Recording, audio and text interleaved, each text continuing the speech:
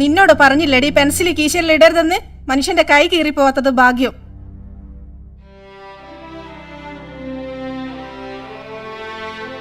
പെൻസിലല്ലേ, വാക്കത്തിയല്ലോ.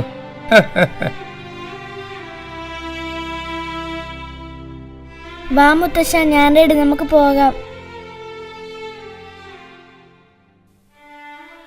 സംഭാവനയുടെ കാശ് മേശപ്പുറത്ത് വെച്ചിട്ടുണ്ട്, എടുക്കാൻ മറക്കണ്ട.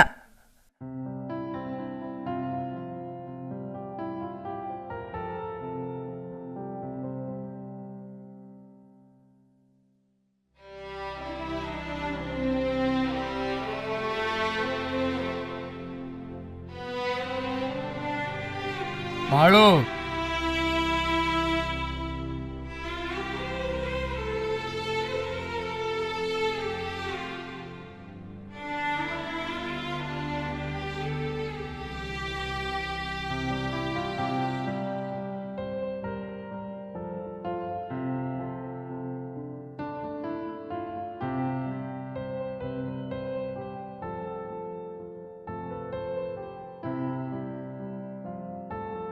അല്ല മോളെ, അമ്മ എന്തിനാ കാശ് തന്നത്? സംഭാവനയാ. എൻ്റെ ക്ലാസ്സിലെ മീനുവിൻ്റെ അമ്മയ്ക്ക് അസുഖവാ. എല്ലാവരും 100 500 ഒക്കെയാ കൊടുക്കുന്നത്. അമ്മ എത്രയാ തന്നത്? 50 രൂപ. ഇതും കൂടി കൂട്ടിക്കൊടുത്തേക്ക്.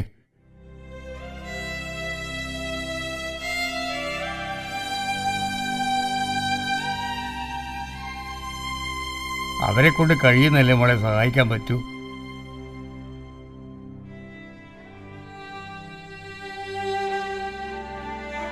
മോളെ സൂക്ഷിച്ച് നടക്കണേ.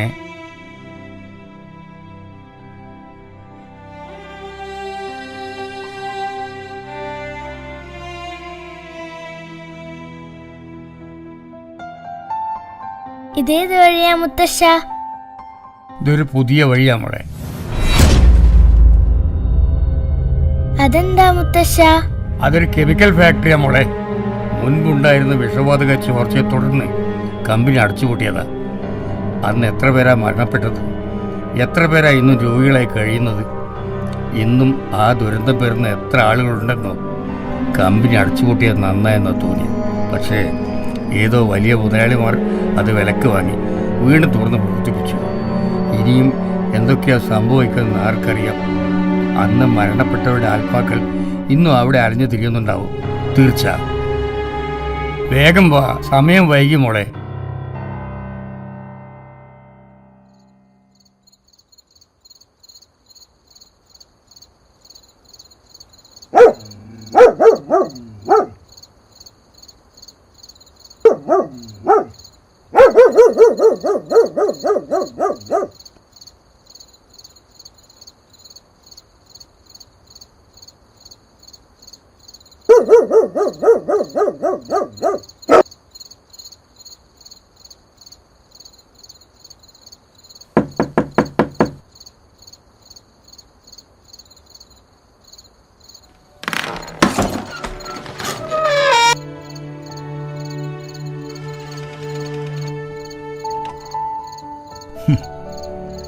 മോളിറങ്ങിയോ?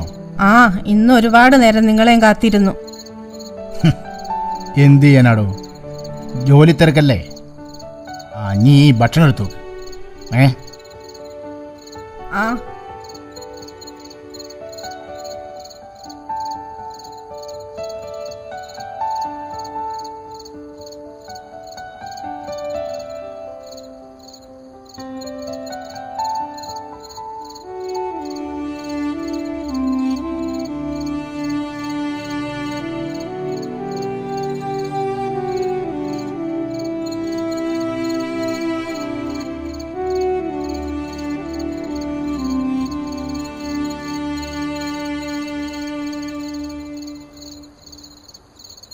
മുത്തശ്ശ, മുത്തശ്ശ ബാക്കിയും കൂടി പറ മുത്തശ്ശ. പറ മുത്തശ്ശ, പറ.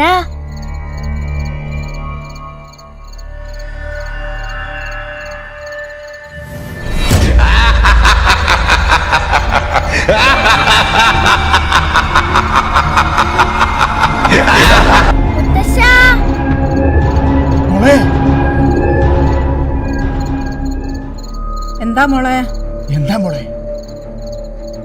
മുത്തശ്ശ കഥ പറ മുത്തശ്ശ, ഭാഗ്യം കൂടി പറ, ഭാഗ്യം കൂടി പറ മുത്തശ്ശ. കാലത്തെ തുടങ്ങും മുത്തച്ഛനും മോളും കഥ പറയാൻ. പിന്നെ എങ്ങനെയാ സ്വപ്നം കാണാതിരിക്കുക? എത്ര പറഞ്ഞാലും മുത്തച്ഛനും മോളും അനുസരിക്കൂല. പോട്ടെ, സാരമില്ല.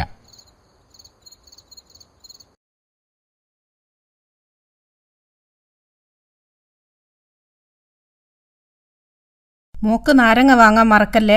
ആ, ഇന്ന് വാങ്ങാം.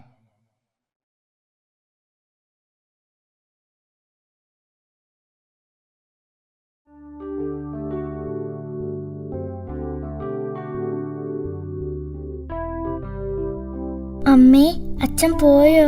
ഇങ്ങനെ കിടന്നുറങ്ങിയ എങ്ങനെയാ അച്ഛനെ കാണുക? മോള് ഇവിടെ ഇരിക്കി, അമ്മ ചായ എടുക്ക.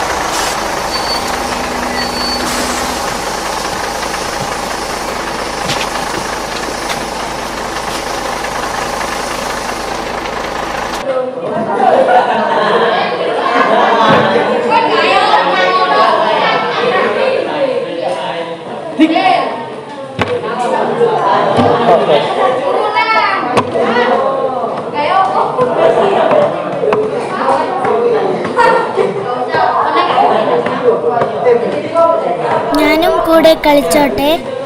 അതിനെന്താ, വന്നോളൂ. ഈ മുടഞ്ഞുണ്ടെങ്കിൽ ഞങ്ങളാരുമില്ല.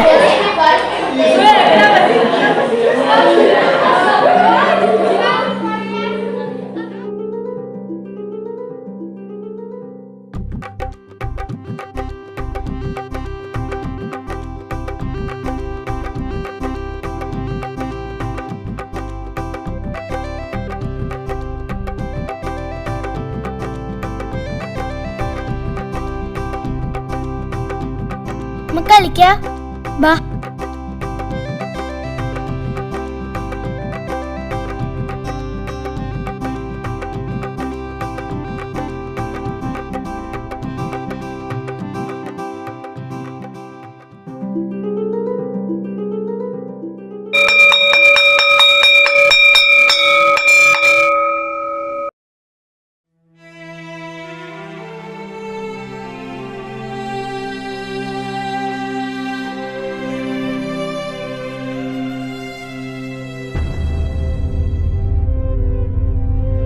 എന്റെ ചിത്രോ?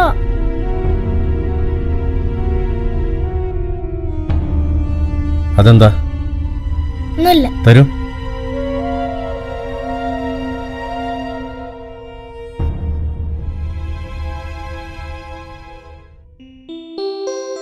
ഇതാരാ വരച്ചത്?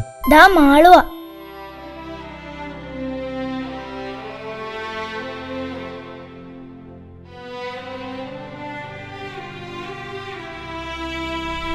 അയ്യേ.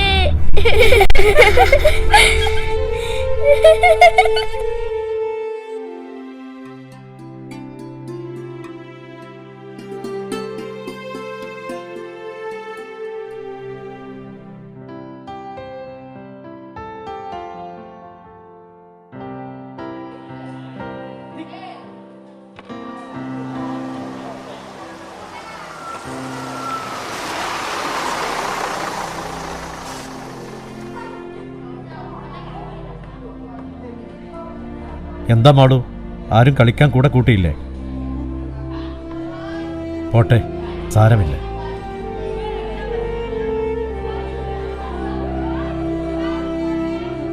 ഇത് കുട്ടികൾ കേടാക്കിയ ചിത്രമാണ്. ഞാൻ തന്ന ഈ പേപ്പറിൽ ഈ ചിത്രം ഒന്ന് മാറ്റി വരക്കണം. വരക്കില്ല മോളെ? ഞാൻ വരയ്ക്കാം മാഷേ.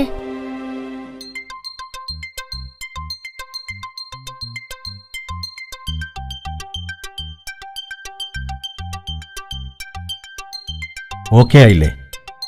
അതൊക്കെ ഓക്കെ, പക്ഷേ അപ്ലിക്കേഷൻ ഡേറ്റ് ഇന്ന് കഴിയും. 5 മണിക്കൂർ കൂടി ബാക്കിയുണ്ടല്ലോ. എത്രയും വേഗം മാളുവിൻ്റെ ബയോഡാറ്റ ആഡ് ചെയ്യണം. പെട്ടെന്നാവട്ടെ. എന്താ സാറേ പ്രശ്നം? എന്താ സാറേ, എന്തിനാ വിളിപ്പിച്ച്? സത്യം പേടിക്കണ്ട. മാഷേ, ഇവള് വല്ല കുരുത്തക്കേടും കാണിച്ചോ? 16ഓളം ലോകരാജ്യങ്ങളിലെ കുട്ടികളെ പിന്തള്ളിക്കൊണ്ട് മാളുവിന്റെ ചിത്രത്തിനാണ് 1ാം സ്ഥാനം. 25,000 സിംഗപ്പൂർ ഡോളർ, ഏകദേശം 15 ലക്ഷത്തോളം ഇന്ത്യൻ രൂപ.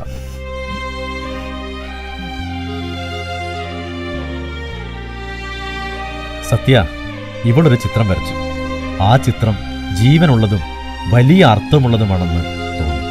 ചിത്രം ലോക ബാലചിത്രരചനാ മത്സരത്തിൽ ഞങ്ങൾ അയച്ചു കൊടുത്തു. അത് തിരഞ്ഞെടുക്കപ്പെടുകയും ചെയ്തു. ഈ ലോക ബാലചിത്രരചനാ മത്സരത്തിൽ സമ്മാനം ലഭിച്ച നമ്മുടെ മാളുവിനെ ആദരിക്കുന്ന ചടങ്ങാണ് ഇവിടെ നടക്കാൻ പോകുന്നത്. ഈ ചടങ്ങ് ഉദ്ഘാടനം ചെയ്യുന്നത് പ്രിയപ്പെട്ട കലാ സാംസ്കാരിക വകുപ്പ് മന്ത്രിയാണ്. ആദരപൂർവം മന്ത്രിയെ ഈ ചടങ്ങ് ഉദ്ഘാടനം ചെയ്യാൻ വേണ്ടി ക്ഷണിക്കുന്നു.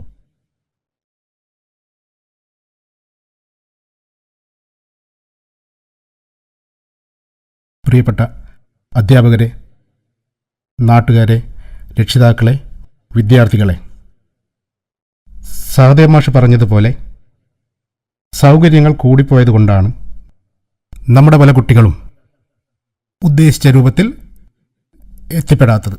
എനിക്ക് ഓഫീസ് റൂമിൽ വെച്ച് സഹദേവ് മാഷ് പലതും കാണിച്ചു തന്നു. സത്യത്തിൽ ഞാൻ അത്ഭുതപ്പെട്ടുപോയി. ചിത്രകലയിൽ അന്തർദേശീയ അംഗീകാരം നേടിയ മാളു എന്ന മിടുക്കിക്കുട്ടി ആ ചിത്രങ്ങൾ വരച്ചത് എങ്ങനെയാണെന്നറിയാമോ? കരിയും കൽപ്പൊടിയും കാപ്പിപ്പൊടിയും മഞ്ഞളും മുളകുപൊടിയും അങ്ങനെ മുത്തച്ഛൻ്റെ നെറ്റിയിൽ ചാർത്തുന്ന ഭസ്മം വരെ ചേർത്താണ് ആ ചിത്രങ്ങൾക്ക് ജീവൻ നൽകിയത്. അതൊക്കെ എന്നെ വളരെയധികം അത്ഭുതപ്പെടുത്തി. ചുരുക്കി പറഞ്ഞാൽ വീട്ടിലെ നിത്യോപയോഗ സാധനങ്ങൾ കൊണ്ടാണ് ആ ചിത്രങ്ങൾ വരച്ചത്. ആ ചിത്രങ്ങൾ ഒരു പരീക്ഷണമായിരുന്നു. അവളുടെ ഇല്ലായ്മയായിരുന്നു പ്രചോദനം. ഞാൻ ദീർഘിപ്പിക്കുന്നില്ല. എങ്കിലും കുട്ടികളെ, നിങ്ങളേവർക്കും ഒരു പാഠം, ഒരു സന്ദേശം. എന്തായാലും മാളുവിന് ജന്മം നൽകിയ മാതാപിതാക്കളോടും അവളുടെ കഴിവുകൾ തിരിച്ചറിഞ്ഞ അധ്യാപകരോടും പിന്നെ മറ്റൊരു കാര്യം, ഇതേവരെ ഒരു കളറോ കളർ പെൻസിലോ പേപ്പറോ വേണമെന്ന് അവൾ മാതാപിതാക്കളോട് പറഞ്ഞിട്ടില്ല. അച്ഛൻ്റെയും അമ്മയുടെയും സാമ്പത്തിക ബുദ്ധിമുട്ട് മനസ്സിലാക്കി ഒക്കെ മനസ്സിൽ സൂക്ഷിച്ചു. ഒന്നും പറയാതെ, ആരെയും അറിയിക്കാതെ.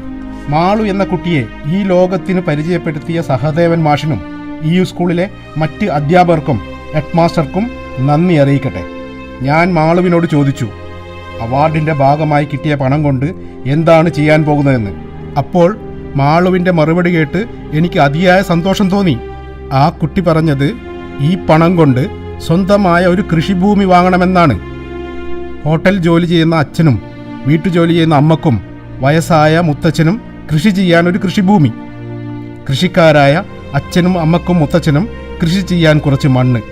കൃഷിയിലൂടെ ഞങ്ങൾ രക്ഷപ്പെടുമെന്ന് മാളു എന്ന കുട്ടിയെ ഈ ലോകത്തിന് പരിചയപ്പെടുത്തിയ സഹദേവ മാഷിനും ഈ സ്കൂളിലെ മറ്റധ്യാപകർക്കും ഹെഡ്മാസ്റ്റർക്കും നന്ദി അറിയിക്കട്ടെ. എൻ്റെ മണ്ഡലത്തിൽപ്പെട്ട ഈ സ്കൂളിന് ഇങ്ങനെ ഒരു ഭാഗ്യം കൈവന്നതിൽ ഞാൻ അതിയായി സന്തോഷിക്കുന്നു. ഈ സ്കൂളിനോട് എന്നും കടപ്പെട്ടവനാണ് ഞാൻ. എൻ്റെ വാക്കുകൾ അവസാനിപ്പിക്കട്ടെ. നിങ്ങളേവർക്കും എൻ്റെ നന്ദി, നമസ്കാരം. സമ്മാനം ഏറ്റുവാങ്ങാൻ വേണ്ടി മാളുവിനെ ക്ഷണിക്കുന്നു. സമ്മാനം നൽകാൻ വേണ്ടി ബഹുമാനപ്പെട്ട മന്ത്രിയെയും ആദരപൂർവം വേദിയിലേക്ക് ക്ഷണിക്കുന്നു.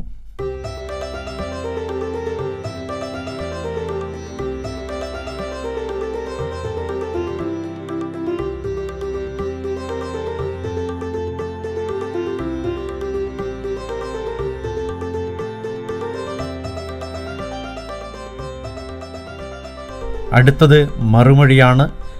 അതിനായി ഈ വേദിയിൽ ആദരവ് സ്വീകരിച്ച നമ്മുടെ പ്രിയപ്പെട്ട മാളുവിനെ ക്ഷണിക്കുന്നു. സദസ്സിന് വന്ദനം. പ്രിയ ഗുരുക്കന്മാർക്കും വന്ദനം. എനിക്ക് പ്രസംഗിക്കാൻ അറിയില്ല, എങ്കിലും എനിക്കൊരു കഥ പറയാനുണ്ട്. വയനാട്ടിൽ കൃഷി ചെയ്തു ജീവിക്കുന്ന ഒരു കുടുംബമായിരുന്നു എൻ്റേത്. ആ സമയത്താണ് കാലവർഷവും തുടർന്നു പേമാരിയും വെള്ളപ്പൊക്കവും ഉരുൾപൊട്ടലും ഉണ്ടായത്. അങ്ങനെ ഞങ്ങളുടെ കൃഷിയും കൃഷിഭൂമിയും എല്ലാം നഷ്ടപ്പെട്ടു. ബാങ്കിൽ കൃഷിഭൂമി പണയം വെച്ചാണ് വീട് വെച്ചതും കൃഷി ചെയ്തതുമൊക്കെ.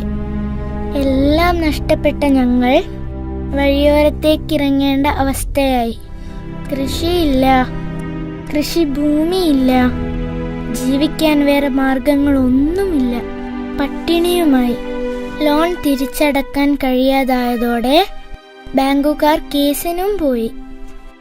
നിങ്ങളിങ്ങനെ കരഞ്ഞിട്ടും പറഞ്ഞിട്ടൊന്നും ഒരു കാര്യമില്ല. ഞാൻ നിസ്സഹായനാ. ഇപ്പൊ ജപ്തിയല്ലാതെ നിയമപരമായിട്ട് മറ്റൊരു വഴിയുമില്ല. ഭാവിയിൽ സർക്കാരിൽ നിന്നും വല്ല നഷ്ടപരിഹാര തുകയും വന്നാൽ അത് നിങ്ങളുടെ അക്കൗണ്ടിലേക്ക് നിക്ഷേപിക്കാനുള്ള വഴി ഞാൻ ഒരുക്കി തരാം. എന്നെ ശപിക്കരുത്. ഇളകുന്ന മുതലുകളൊക്കെ എത്രയും വേഗം മാറ്റിക്കോളൂ. ഞാനോ ഞങ്ങളുടെ ആളുകളോ അവിടെ ഉണ്ടാവില്ല. അതുകൊണ്ടാ പറയുന്നത്.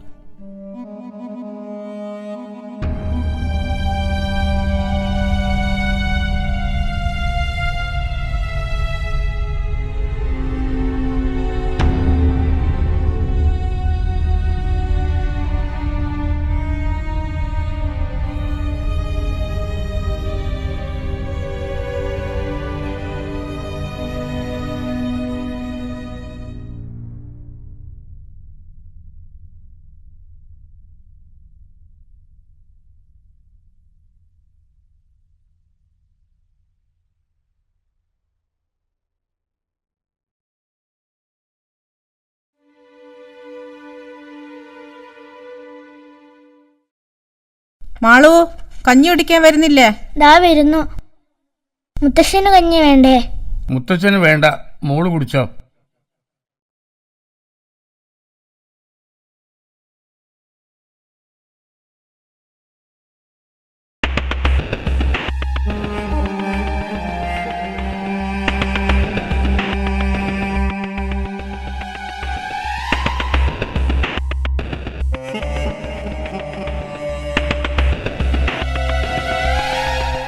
അതെന്നാ അച്ഛാ? കഞ്ഞിക്ക് രുചി കൂട്ടാനുള്ള മരുന്ന.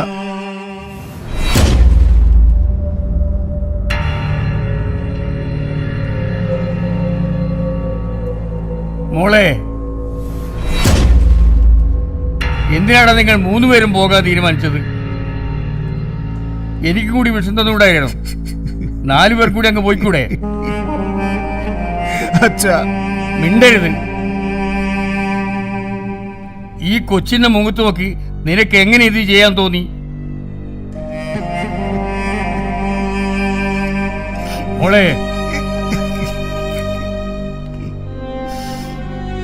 സത്യ, പരിഹാരമില്ലാത്ത ഒരു കാര്യവും ഈ ലോകത്തില്ല. ജീവിതത്തിൽ ഉയർച്ചയും താഴ്ചയും സാധാരണമാണ്. എഴുന്നേക്കടാ. ഞാനും നീയും ഉണ്ടാക്കിയതെല്ലാം വട്ടപൂജ്യത്തിൽ നിന്നാ. ഒക്കെ നഷ്ടപ്പെട്ടോട്ടെ. നമുക്ക് തുടങ്ങാം വീണ്ടും പൂജ്യത്തിൽ നിന്ന് പുതിയൊരു ജീവിതത്തിലേക്ക്. നഷ്ടപ്പെട്ടതിനെ കുറിച്ച് ഓർമ്മിച്ച് പരിചിത മുഖങ്ങളില്ലാത്ത ഒരു നാട്ടിലേക്ക് ഞാനുണ്ടാവും മരണം വരെ കൂടെ. വരൂ, നമുക്ക് ജീവിക്കാം മോനെ.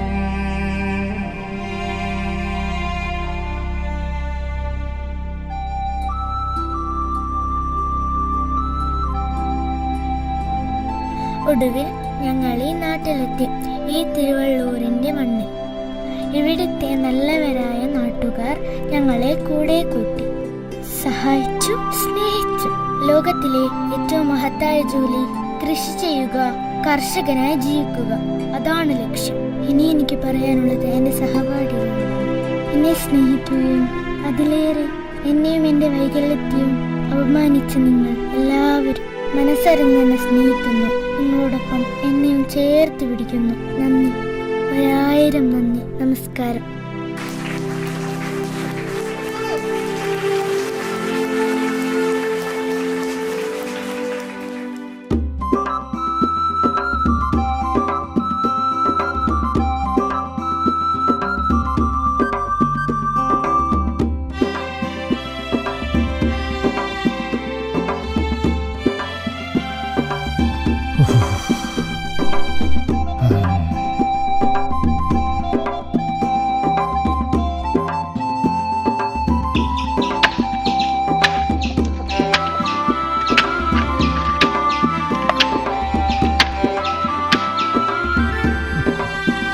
മോളെ മുത്തശ്ശനടെ? മുത്തശ്ശൻ കപ്പത്തോട്ടത്തിൽ പോയിരിക്കുക. വേഗം വരാന്ന് പറഞ്ഞു. ആ,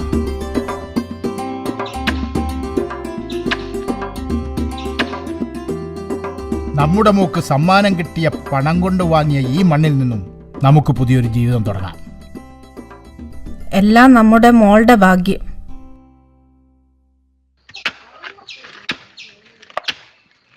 ഹായ് പൂമ്പാറ്റ.